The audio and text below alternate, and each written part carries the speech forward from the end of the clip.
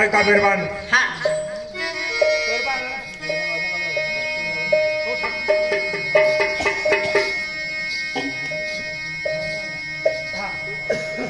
औरंगाबाद जिल्ह्यामध्ये फुलांब्री तालुका आणि त्या फुलांब्री तालुक्यामध्ये हुगड नांद्रा गाव त्या नांद्र्याचा कोण भिकनराव राठोडाचा वस्तीला आणि 3 मुली शोध्या मर्दाना 2 भाऊ काय त्या बहिणीला रे अनदी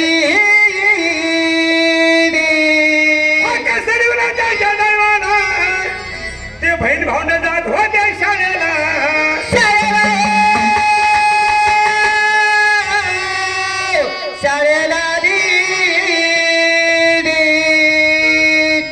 ऐका मेहरबान मोठी मुलगी मीरा दुसरी मुलगी सावित्रा आणि तिसरी मुलगी सुनीता मुलाचं नाव नारायण आणि नामदेव असा 5 बहीण भावंडांच्या गरीब कुटुंबामध्ये जन्म घेतला मोठी मुलगी मीरा लग्नाच्या वयामध्ये आली आई वडिलांना काळजी वाटते चिंता पडली आपला गरिबी संसार आणि आपण आपल्या मुलीचं लग्न करू शकत नाही मग काय झालं त्या मीराबाईचा मामा तो मामा कुठला ऐका शिरड तालुक्याला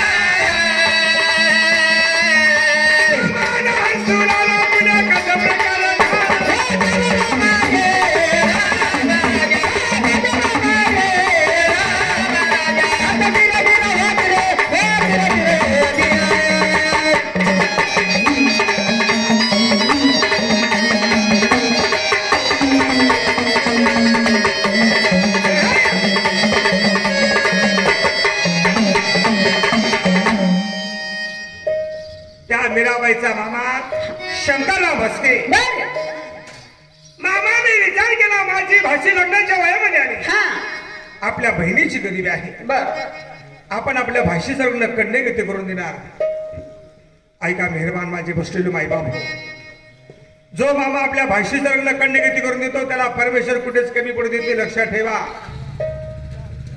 जो करेल कन्यादान त्याच्यासारखा नाही कोणी पुण्यवान त्या मामाने विचार केला मुलगा बघण्याकरता कुठे आला हर्सुलला आला त्या हर्सुलचा कोण नंदाराम बकले यांचा मुलगा रणजितराव बकले मामाला मुलगा पसंत पडला लग्नाची तारीख काढली आणि लग्न वडोदऱ्या गावाला आला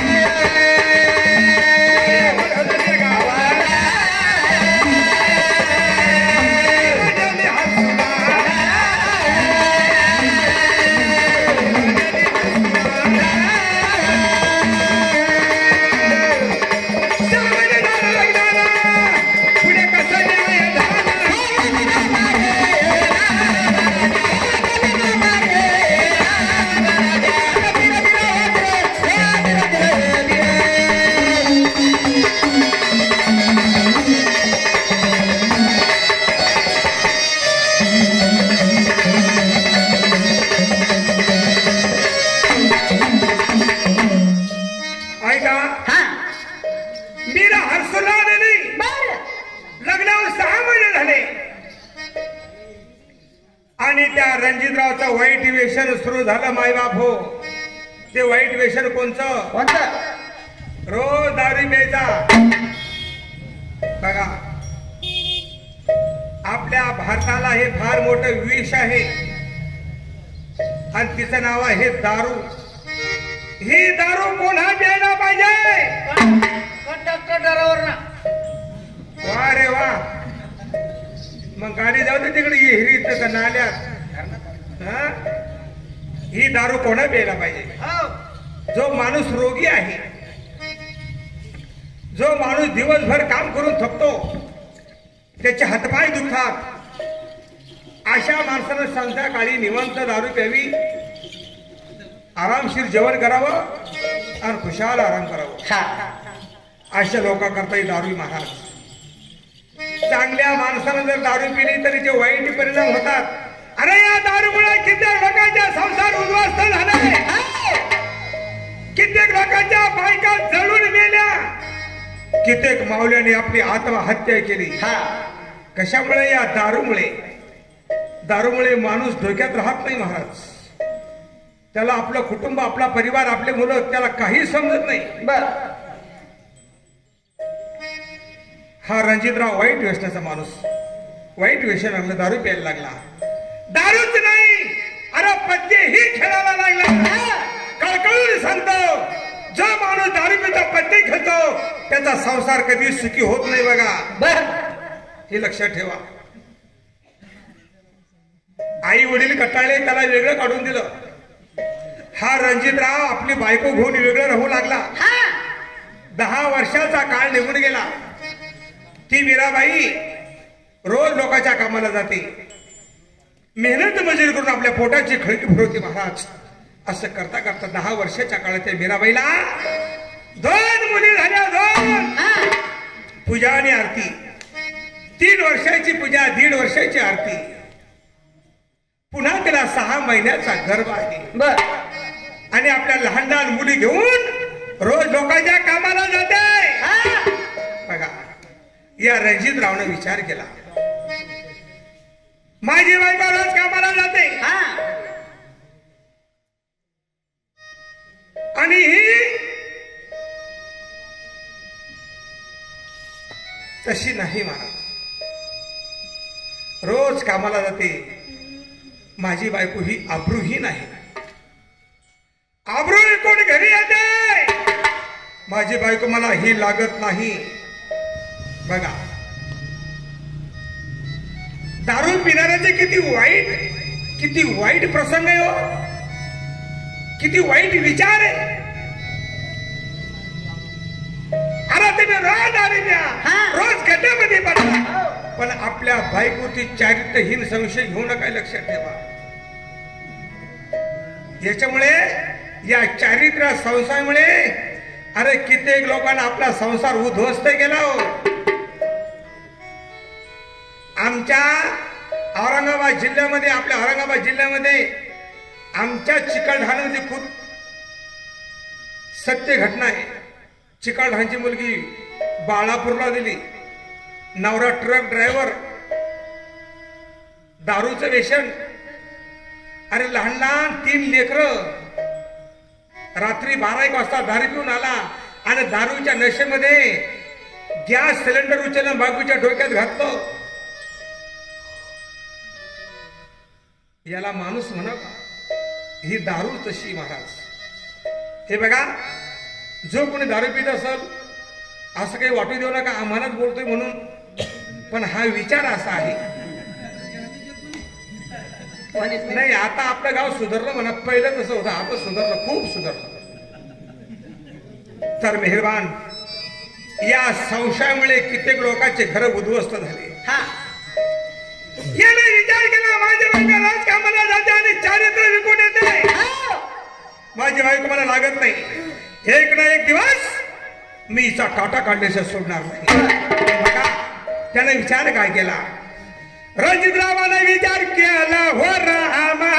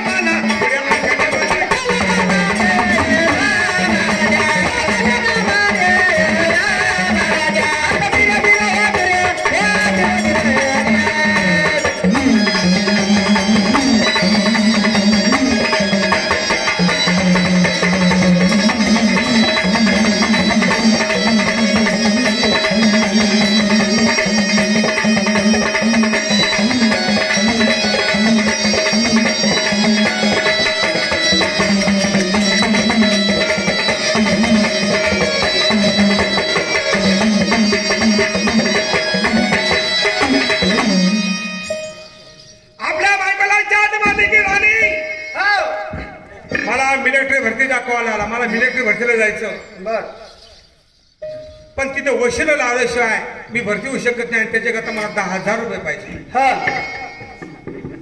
बघा त्या मीराबाईने विचार केला माझ्या नवऱ्याला मिलिटरी भरतीचा कॉल आला. हो माझा नवरा देश सेवेसाठी जाणार. माझ्या नवऱ्याचं वाईट व्यसन सुटणार. माझा संसार सोन्याचा होणार.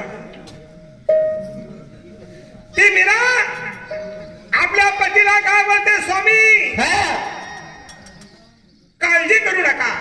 उद्या मी माझ्या माहेरी जाते आणि तुमच्या पैशाची भरपाई माझ्या आई वडिलांकडून करते हो. पण तुम्ही मिलिटरी भरतीला जा. दुसऱ्या दिवशी मीराने आपल्या लहान लहान मुली सक्तीला घेतल्या महाराज. अरे नवराही सक्तीला आणि काय झालं चालणे गेले आला रे रामा.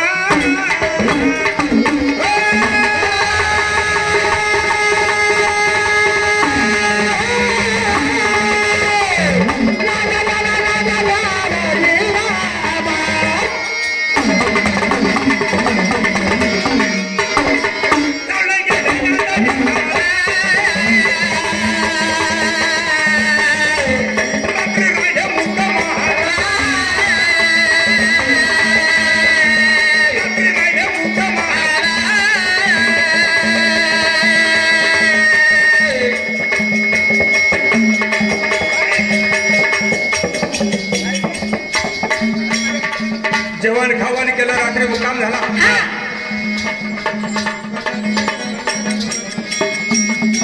आणि ती मीरा आणि मीराची आई जेवण खावण करू एका चांदूरला झोपल्या महाराज.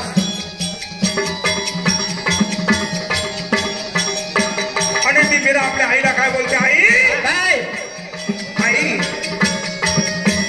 तुमच्या जवळला मिलिटरी भरतीचा कॉल आलाय. आई आम्हाला काही पैसे पाहिजे देता का पैसे. बघा अरे ते आई वडील आपल्या मुलीचं लग्न करू शकले नाही तर 10,000 रुपये कुठून मिळणार. पण तरी सुद्धा आई बाप आपल्या मुलीचं मन मोडत नसतात हो. जन्म देते आहे. त्या आईने विचार केला वडिलांनी विचार केला आम्ही बकऱ्या ढोरा विकू त्या पैशाची भरपाई करू. आज आमचा जवाई गव्हर्नमेंटचा जवाई होऊ लागला तर आपल्याला कशाची देणी आहे. बकऱ्या ढोरा विकले महाराज पैसे हातात नाही पुढे ऐकले बघा केला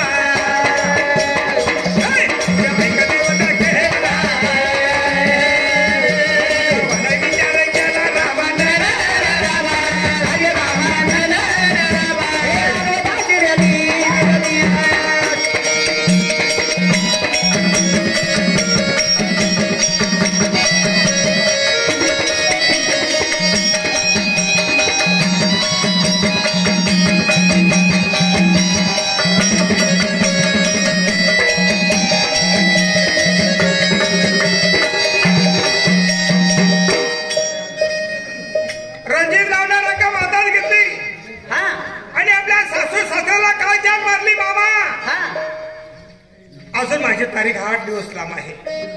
मी मिलिटरी भरतीला जाणार पण तोपर्यंत 8 दिवस मी आपल्या इथेच राहणार. माझी बायको आणि मुलं घेऊन काही हरकत नाही. रणजितराव आपल्या सासरडोंगरी राहू लागला महाराज. त्या टायमाला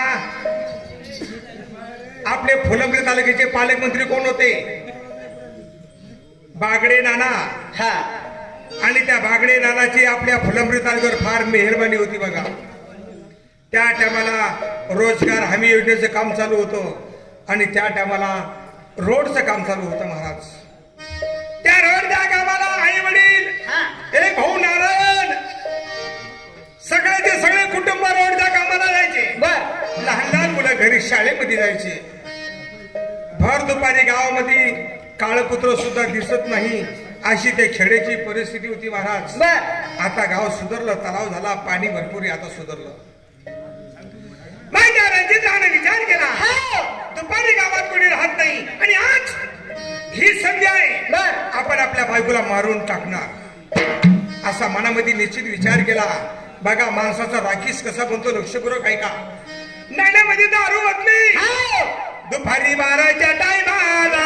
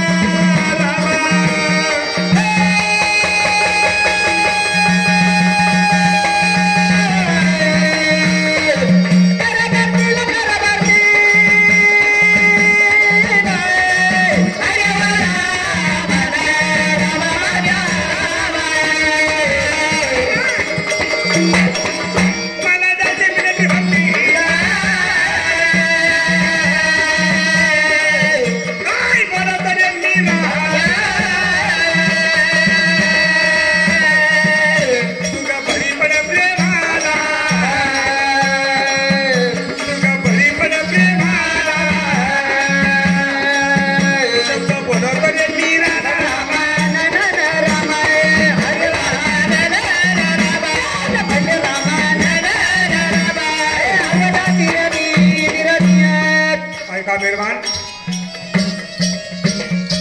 भर दुपारी 12 वाजता नाण्यामध्ये दारू ओतली, घराकडे आला आणि आपल्या बायकोला काय बोलू लागला, मीना मला मिलिटरी भरतीला जायचंय, माझ्या प्रेमाला तयार हो.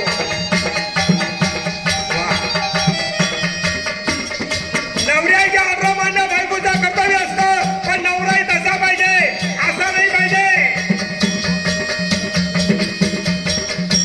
मीराने विचार केला, वा माझ्या नवऱ्याला मिलिटरी भरतीला जायचं आहे आणि माझ्या नवऱ्याची काय इच्छा आपण ती पूर्ण करायला पाहिजे, हा स्त्री धर्म आहे. मग त्याने काय केलं, अरे 3 वर्षाची आरती घरात झोडली झोपलेली आहे, 3 वर्षाची पूजा बाहेर अंगणामध्ये खेळते, यानं दरवाजाला कडी लावली आणि काय केलं, काय प्रेमाचा घेतला बायकोला, प्रेमाचा घेतला बायकोला, मैना पाडली धरणी, अतिवृष्टी गुडघाटी, कमरेचा सुरा काढला, कमरेचा सुरा काढला,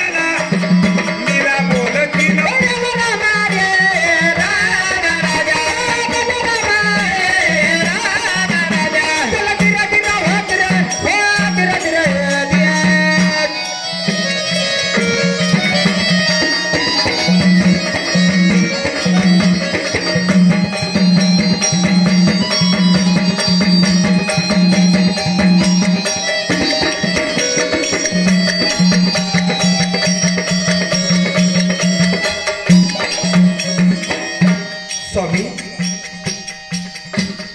अहो मी तुमची इच्छा पूर्ण करीत आहे.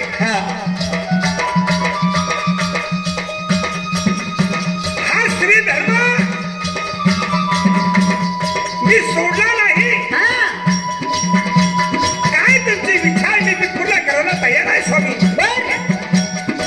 आणि एवढ्या आनंदाच्या भरामध्ये तुमच्या हातामध्ये सुरा नाही हो. मी काय गुन्हा केला तुमचा? त्या ऐका मला तरी सांगितलं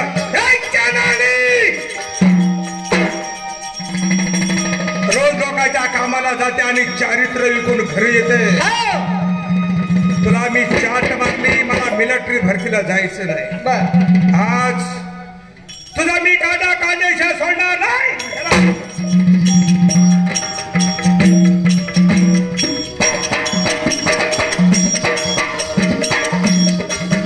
मीरा रडू लागली हो. आवाज तुम्ही जे बोलता मी तशी नाही. मला मारू नका कारभारी. आपल्या पोटी परमेश्वराने 2 कन्या 2 मुली दिल्या. पुन्हा मला 6 महिन्याचा गर्भ आहे. मला का मारता हो? या गर्भाचा तरी विचार करा. पण नाही, दया नाही तस्करा. दया नाही तस्करा. कोणी विचार नाही केला. कोणाने विचार नाही केला. सुर होता त्याच्या हाताला. कसाई कापी तो बकरा. कसाई कापी तो बकरा. कसाई कापी तो बकरा ना. कसा कापला रे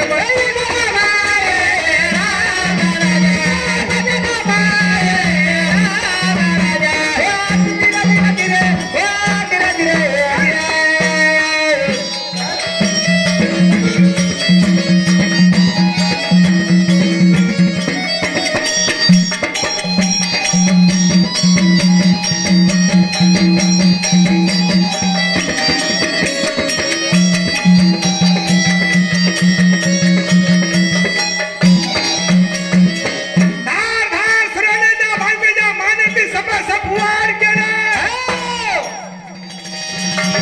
ती मीरा रक्ताच्या थारोळ्यामध्ये पडल्याने जोरात चिंकाळी फोडली. आई!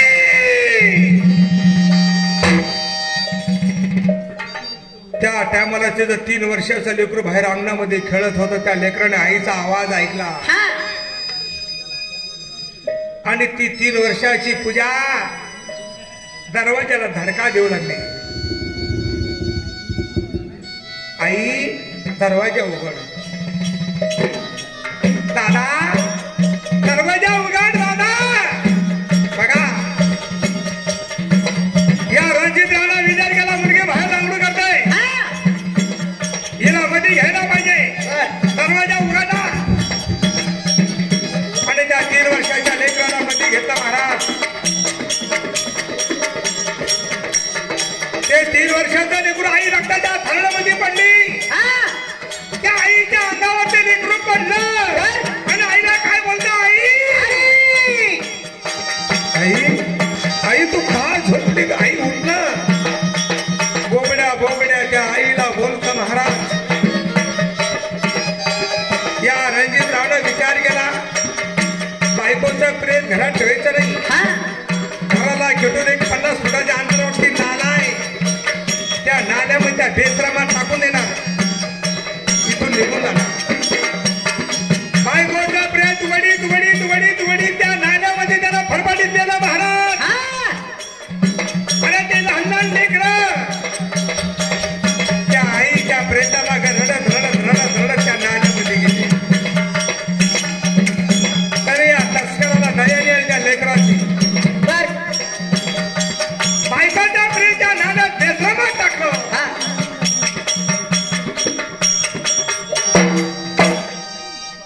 आणि त्याने या मुलीचा विचार नाही केला. मुली कशाला ठेवायच्या. आईची साडी बाजूला पडलेली ती साडी ओढली. जसं आपण गथोडं बांधतो महाराज, तसं त्याने त्या दोन्ही मुलीचं त्या आईच्या साडीमध्ये गथोडं बांधलं. डोक्यावरती घेतलं आणि बाजूनं उखा सागर यांची विहीर. अरे पोटा मासाचा गोळा. आई वडिलाला सर्प जर झाला तर तो प्यारा असतो. आणि याने आपला पोटचा मासाचा गोळा त्या दोन्ही मुली त्या गथोड्या डोक्यावरती घेऊन त्या ओका सागऱ्याची विहिरीमध्ये झोपून दिली. कुठं असेल हो त्याचं काळीच?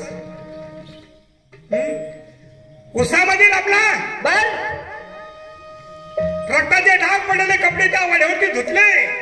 उसामधील आपला अंधार पडणार, नंतर आपण इथून निघून जाणार. हा मग काय झालं?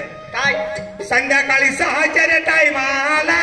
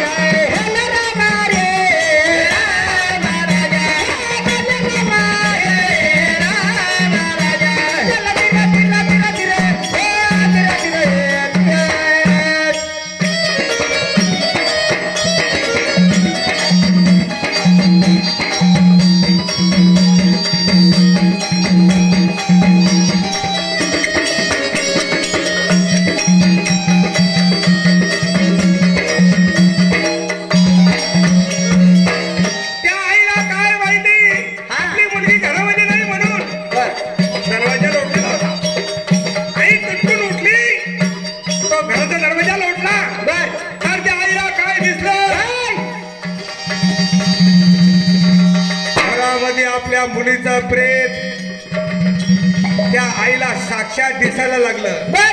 म्हणजे रक्ताचा थरडं तुंबलेलं दिसलं महाराज. आई चक्कर येऊन धरणीला पडली. तो बाप घरातून उडीत नेलेली ती फरकांड रक्ताची पडलेली त्या फरकंडी त्या नाल्यात गेल्या. त्या बापाला काय दिसलं?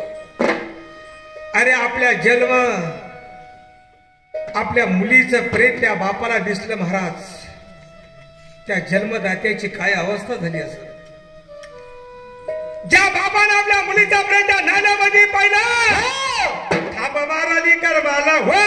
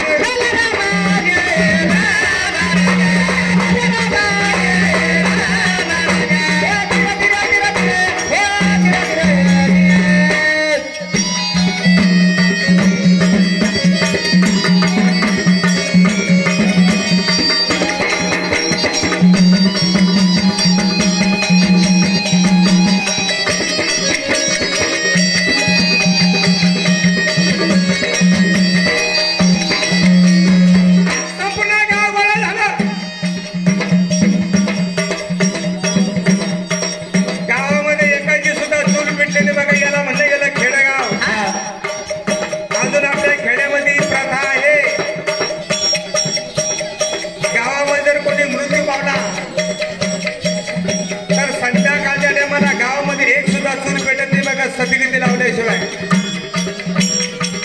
शहरामध्ये नाही तसं.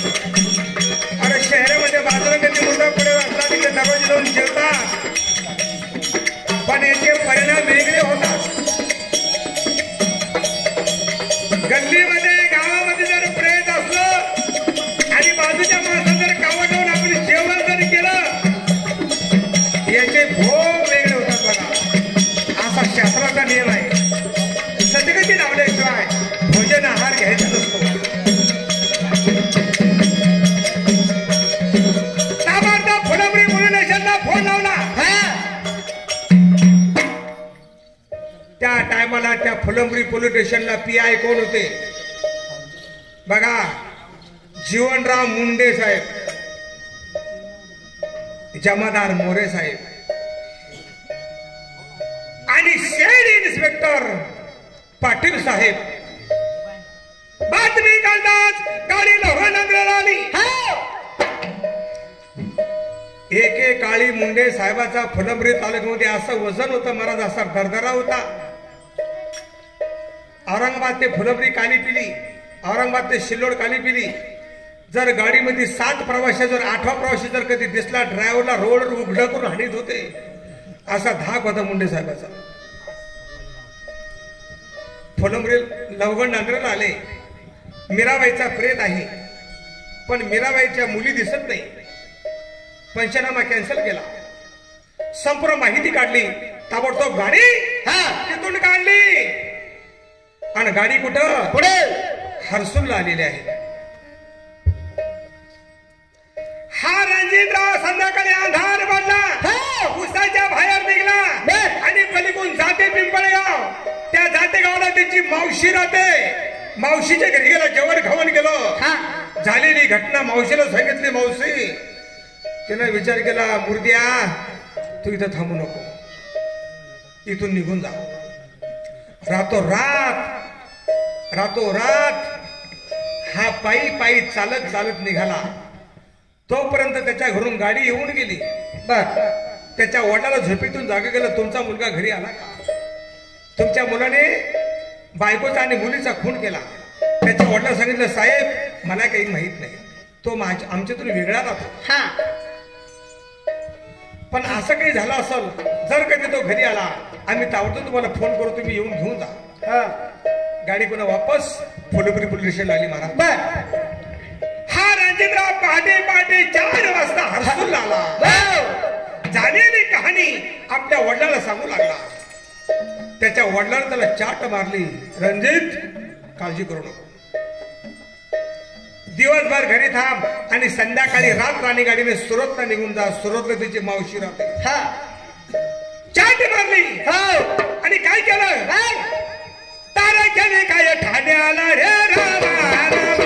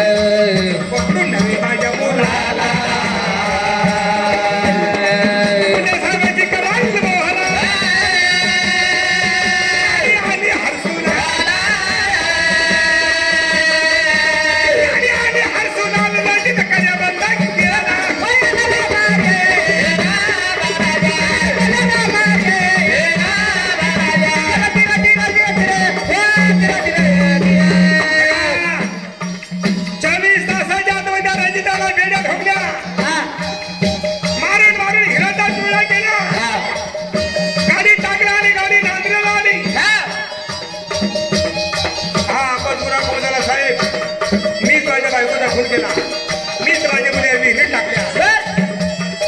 त्या मुलीचा प्रेत वर काढला, त्याचा पंचनामा केला आणि पोस्टमॉर्टम करण्याकरता फुलंब्री घाटे हॉस्पिटलला पाठवण्यात आलेला आहे. आणि त्या लोहगण नांद्रामध्ये एकाच सरणावरती त्या तिघी मायलेकीला सतीगती लावण्यात आलं महाराज. तिघी मायलेकी एकाच सरणावरती त्याला सद्गती लावण्यात आलं. बघा किती खून झाले, किती खून झाले हो, किती 4.